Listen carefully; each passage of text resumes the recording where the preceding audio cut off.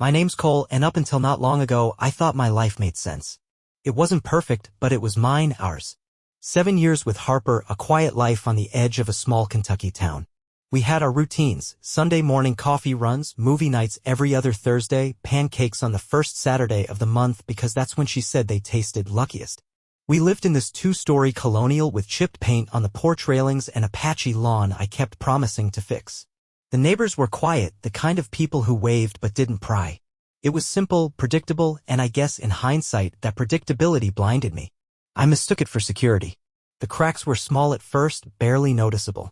The kind of thing you could chalk up to stress or boredom. A late reply to a text. A laugh that didn't quite reach her eyes. A sudden shift in her taste in music, like the playlist that used to be full of Norah Jones and Fleetwood Mac had been swapped for trendy lo-fi and upbeat indie pop. But I brushed it off. We all change, right? People grow, evolve. I figured maybe she just needed some breathing room. Or maybe I was the one who had gotten stale. I work in carpentry, long hours, hands always calloused, brain usually fried by the time I walk through the door. I know I wasn't always present. I thought, stupidly, that love had some kind of momentum. Like once it started, it would just keep rolling forward on its own. Then came that Thursday night. It was around 6:30 when Harper came downstairs, tugging on a fitted gray sweater I didn't recognize. She looked good. No, she looked sharp. Her makeup was light but deliberate, just enough to highlight the way her cheekbones caught the light. I was sitting on the couch, half watching some rerun I'd seen a dozen times. She said she was heading to a bowling club with her friend Marcy. Girls' night, she called it, smiling a little too fast. You haven't seen Marcy in a while, huh? I asked. Nope, she replied quickly, pulling her boots on. We've been meaning to catch up for weeks. She said it like she was trying to convince herself, not me. Still, I nodded and smiled, trying not to seem suspicious. I even made a dumb joke about gutter balls and beer league trophies. She laughed politely and leaned down to kiss the top of my head. I won't be too late, she added, grabbing her bag. The door shut behind her, and I swear, the silence that followed was heavier than usual. Maybe it was just me. I passed the evening aimlessly, ordered takeout I barely touched, flipped through the channels until even the TV seemed bored with me. I tried texting her around 10, just a casual, "You good?" She didn't reply. That wasn't like her. Harper was glued to her phone most of the time, not in an obnoxious way, just engaged. Always replying to messages with a string of emojis and exclamation points. This time? Nothing. Just silence. By midnight, I was lying on the couch, lights off, the room lit only by the soft glow of the street lamp outside. I wasn't asleep, but I kept my eyes shut, like maybe if I stayed still enough, I could will myself into peace. Then I heard it, the metallic rattle of her keys in the door. It creaked open quietly, like she was trying not to wake me. I cracked one eye open just enough to see her silhouette slip inside, soft steps over hardwood. She didn't say anything. Didn't peek into the living room to see if I was still awake. Just walked straight past me toward the bathroom at the end of the hall. That's when I noticed it. Her hair was a little messy, not in a wind-blown way, but in that tousled, finger-trace kind of way. Her eyes looked glassy, not teary, just a little too bright, like she'd had a glass or two of wine. And there was a new scent on her. Not her usual floral perfume, but something spicier. Muskier. Not hers. She disappeared into the bathroom and turned on music. Loud. Upbeat. A playlist I didn't recognize. And then she started singing. Soft at first, then louder. Playful. A little breathy, like someone was watching her. The last time I heard Harper sing like that, we had just moved in. I'd been staining the back deck and she danced barefoot through the kitchen, humming to some old soul song, her cheeks flushed with wine and joy. That moment had lived rent-free in my head for years. Now, hearing her again, but from behind a closed door, after midnight, after a night she wouldn't talk about, it felt wrong. Like I'd stumbled into someone else's home. I stayed on the couch, heart pounding in my chest. I didn't want to move. Didn't want to confront. Just listened. Then I heard it. Her voice dropped, soft and low, like she was speaking into her phone. Whispering. Then a giggle. Not the kind she gave me. This one was, in asterisk mate. Familiar. She was sending a voice message. I couldn't hear the words, but the tone? I knew it. I waited. Pretended to sleep. When she finally came out of the bathroom, she tiptoed past the living room, paused at the stairs, and whispered something under her breath. Then I heard her laugh again. She climbed the stairs quietly, the creak of each step a metronome ticking down the end of our story. I stayed there on the couch for another hour, staring at the ceiling. My chest felt like it was caving in. Not from rage, I wasn't angry. Not yet. It was something worse. That quiet, slow sinking feeling when you realize something is slipping through your fingers, and you can't stop it. I kept telling myself I might be wrong, that I was overthinking it, that maybe she had just needed a night with Marcy. But the warmth we'd built, that steady, everyday kind of comfort, it had vanished. And deep down, I knew something had changed, and I wasn't sure it was ever coming back. The next morning, Harper made coffee like she always did, black for me, 2 sugars for her. She wore one of my old sweatshirts and hummed along to the morning playlist like nothing had changed. And maybe nothing had, officially. Maybe this was just me spiraling, seeing ghosts in the steam rising off a coffee mug. Still, I watched her more carefully than I ever had before. She didn't look at me much, just sipped her coffee, eyes flicking toward her phone every few minutes like she was waiting for something. Or someone. When I reached across the counter to grab my mug, I caught a glimpse of her lock screen. A text preview from a name I didn't recognize. "You made last night perfect." Then, just as fast, it disappeared. She tapped the screen and flipped the phone face down. Didn't flinch. Didn't explain. Harper had never hidden her phone before. Not once in 7 years. I didn't say anything. Just took a slow sip and pretended not to notice that my hands were trembling. That was the first of what I started calling the switches. Tiny changes. The things that seem stupid in isolation but start forming a pattern when you line them up. She changed her phone password. That had never happened before. I only realized it when I reached for her phone to check the weather like I always did, and it buzzed with a Face ID failed message. She snatched it back with a laugh, brushing it off like it was no big deal. "Oh yeah, work made me update my security," she said. Something about compliance policies. Harper worked in marketing. No one had ever asked her to comply with anything that serious before. But I nodded. Of course I nodded. Because at that point, I still wasn't ready to admit I didn't trust her anymore. Later that week, I was driving her car to the gas station when I found the receipt. It was crumpled under the passenger seat, wedged next to a water bottle and a lip balm I didn't recognize. A slip of paper from a flower boutique downtown. Not the grocery store kind, but one of those boutique shops that wraps their roses in brown paper and silk ribbon. The note scribbled at the bottom stopped me cold. "For our night. Don't forget the key." It didn't have a name. No signature. But it didn't need one. I sat in the car for a full 5 minutes, staring at it. My gut twisted so hard it felt like my insides were trying to crawl away. And still, I didn't confront her. Instead, I folded the receipt carefully, slid it into my wallet, and said nothing. The thing about suspicion is that it doesn't explode. It seeps in. Quiet, subtle, like a leak in your ceiling that you don't notice until everything underneath is soaked through. Once you start looking, you see it everywhere. Harper stopped leaving coffee mugs in the sink. She washed them right away, wiped the counters twice, lit candles that smelled like hotel lobbies. Clean, sterile, like someone was trying to erase any sign of herself. Or worse, anyone else. Then came the perfume. New, bold. A scent I didn't recognize. Sharp floral notes with a hint of something woodsy. Something that lingered in the hallway long after she passed by. When I asked about it, she shrugged. "Sample from the beauty box," she said, waving it off. "Just trying something different." Different. That word again. She wore it every day that week. Even when she stayed home. Even when she said she wasn't seeing anyone. I noticed she started caring more about how she looked on random weekdays. Like Tuesday was suddenly worth curling her hair and adding lip gloss. She never used to dress up for work-from-home days. But now her hair was styled, her makeup was subtle but perfect, and she changed outfits more often. Casual enough to seem natural, polished enough to feel curated. But she still kissed me goodbye. Still laughed at my dumb jokes sometimes. Still sent me texts like, "Pick up almond milk?" Like the world was exactly the same as it had always been. And maybe that's what hurt the most. That she was still pretending we were okay, while quietly putting distance between us, one excuse at a time. I started noticing the phone habits next.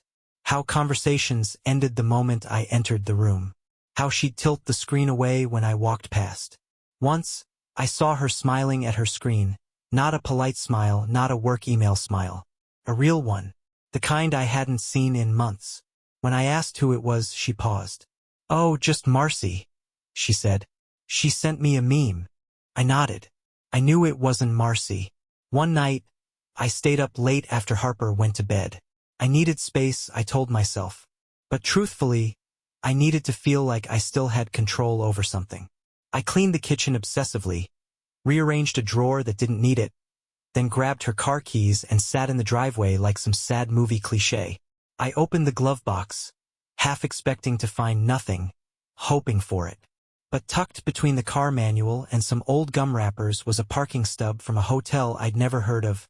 Fairwinds Inn. Date stamped for 3 nights ago. She told me she had an evening client call that night. And yet, here was this receipt. That was when I stopped pretending. Stopped pretending I was imagining things. Stopped giving her the benefit of the doubt. It was real now, something tangible. It wasn't just a feeling anymore. It was a fact. But I still didn't confront her. Not yet. I wasn't ready to hear her lie. Friday came, cold and gray, with skies heavy enough to press the whole town into silence. I remember it clearly, because everything about that day felt off-kilter. I couldn't focus at work. Every nail I drove, every board I cut, it all felt distant, like I was floating a few feet above my own life. Harper texted me around 4 p.m. "Working late tonight. Marketing team is doing last-minute pitches for next week's rollout. Don't wait up." It should have felt routine.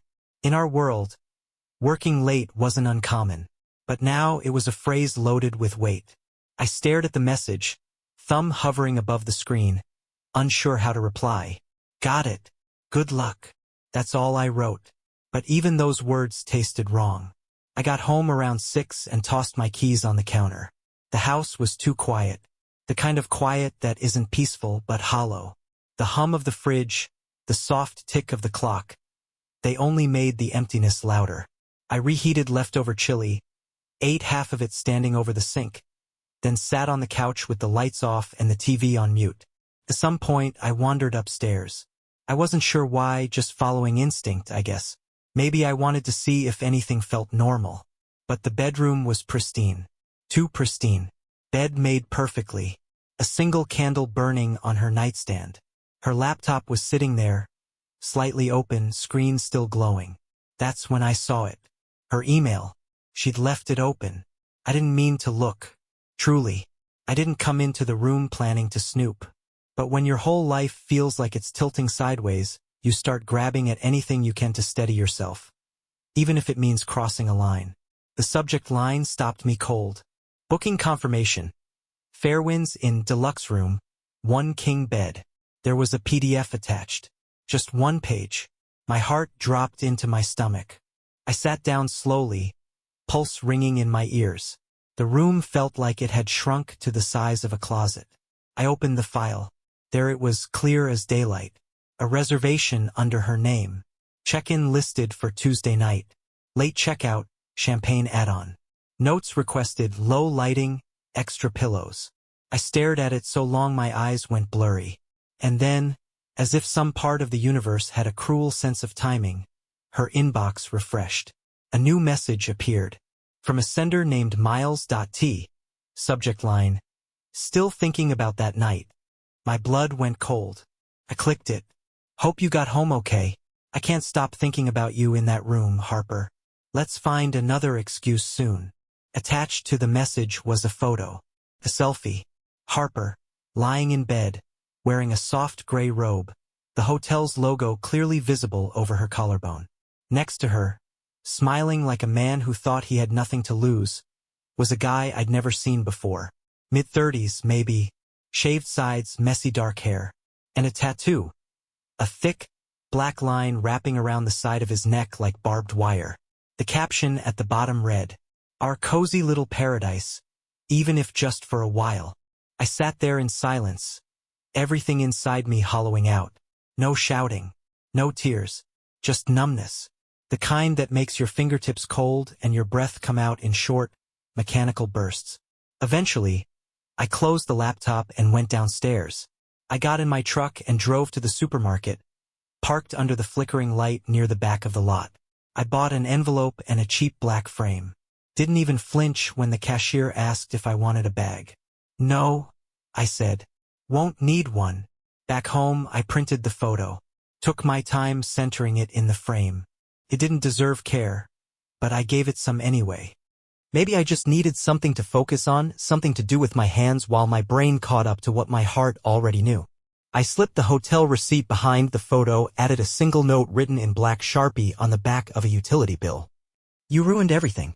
I walked upstairs, opened the drawer in her nightstand, and left the envelope there. Then I packed a small overnight bag. That evening I left. No slamming doors. No confrontations. Just silence.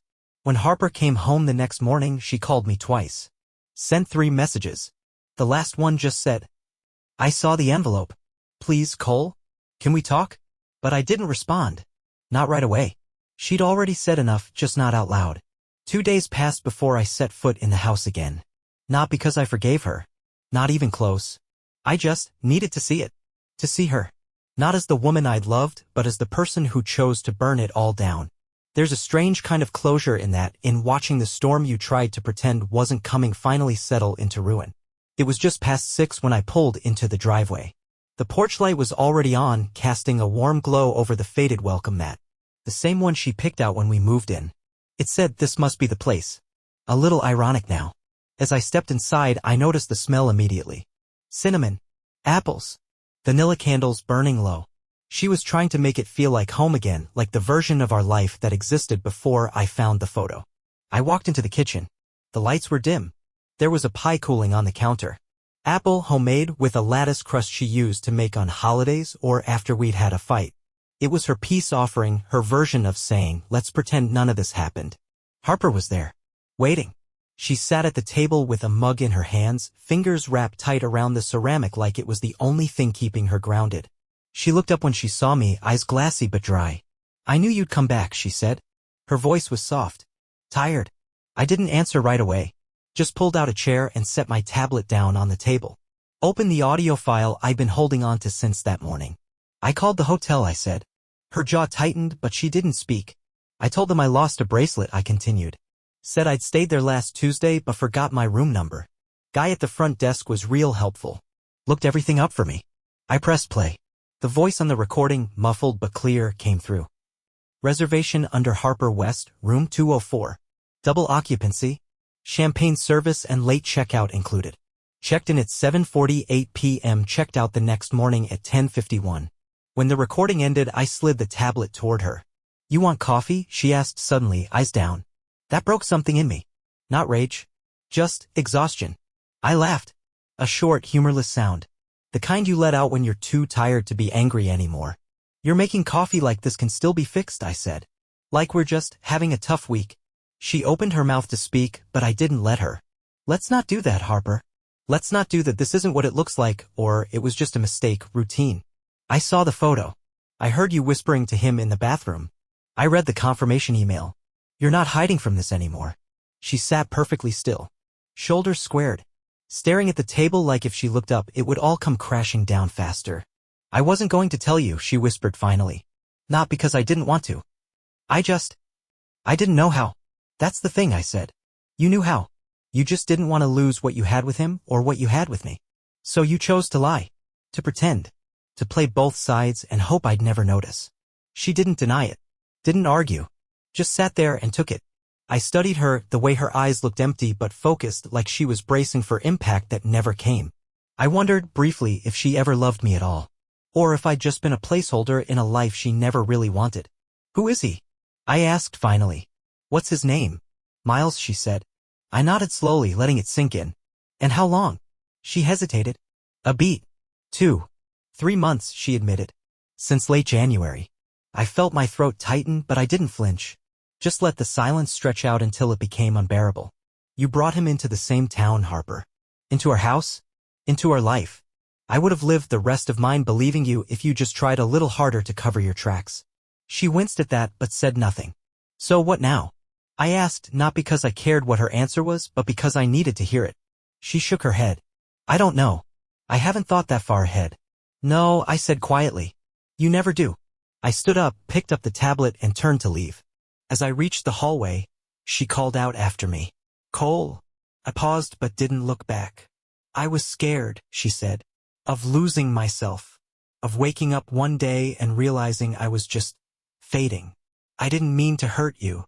I nodded just once. You destroyed everything, I said. Because you're afraid of honest things. And then I walked upstairs. I didn't slam the door.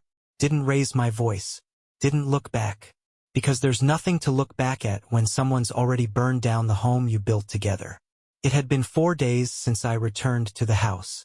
4 days of sleeping on the couch and moving around like a ghost in my own home. Harper and I barely spoke.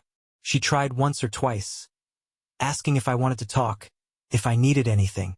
I gave her nothing, not out of spite, just because I had nothing left to give. The shock was wearing off, but what replaced it wasn't any better.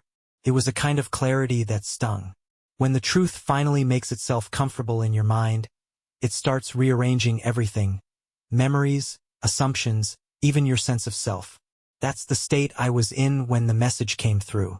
It was late, just after 10 p.m., and I was scrolling through job site orders on my phone, trying to distract myself.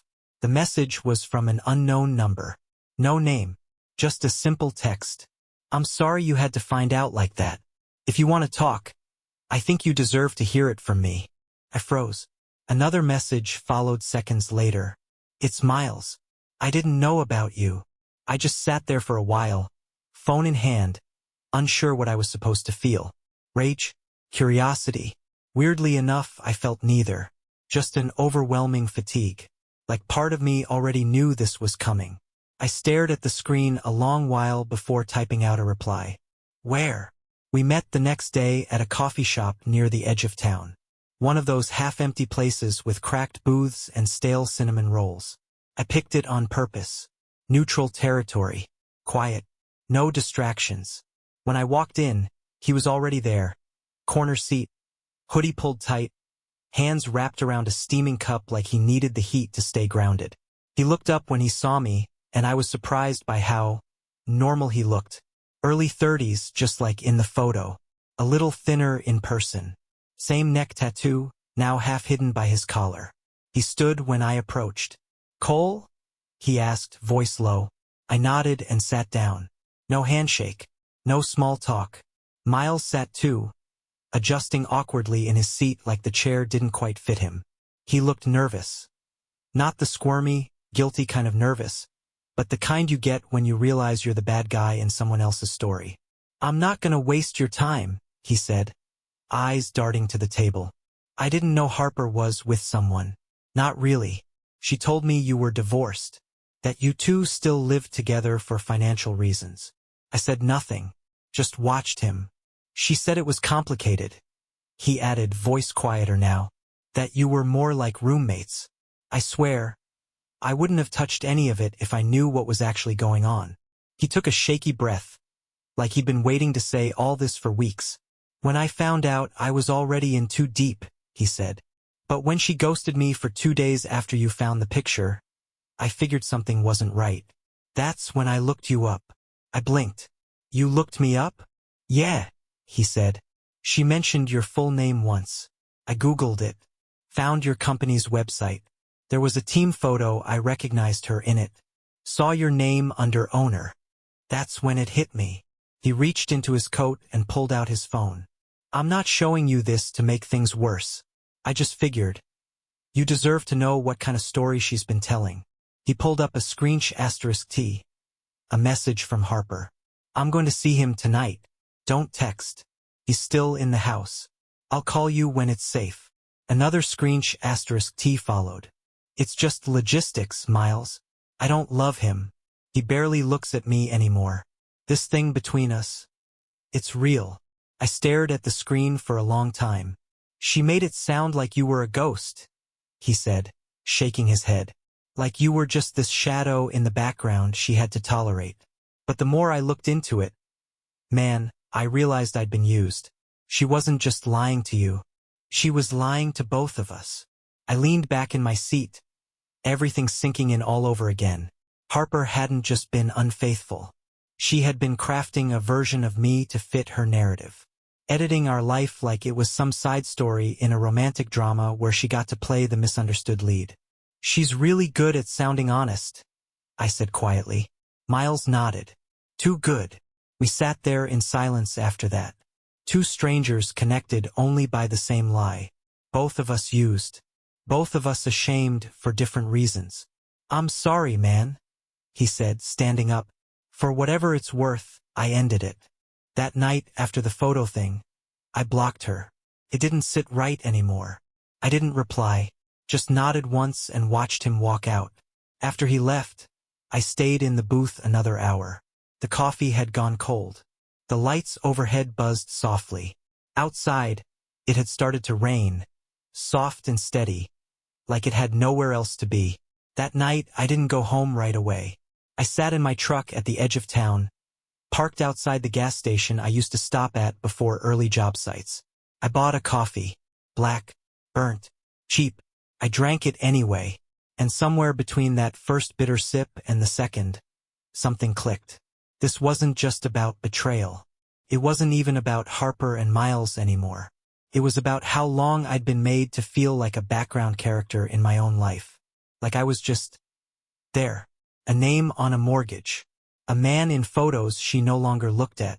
Someone she loved, maybe once, but only when it was convenient. She'd made herself the center of everything. The victim. The misunderstood one. The woman trapped in a life she pretended she didn't help build. And I had let her. Until now. The next day I met with a lawyer. Her name was Vanessa. Sharp, calm, and unflinching. I handed her everything. The screensh *TS, the hotel receipt, the audio, even Miles's messages.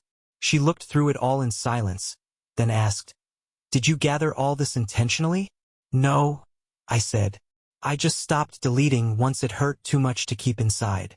She nodded slowly, understanding more than she said. "Then you're ready," she told me. Harper must have sensed it was coming. That week, she sent voice notes, then selfies, then a message that read, "You're throwing me away like trash." I stared at my phone and said nothing. I found myself at that same gas station outside town, sipping another burnt black coffee, watching cars pull in and out. For the first time, it really hit me. I'd been noise in someone else's life. Background static. A placeholder for when real life paused. She hadn't just lied. She had rewritten our entire history, casting herself as the protagonist of a story where I was never more than an obstacle. But now, I was the one writing the ending.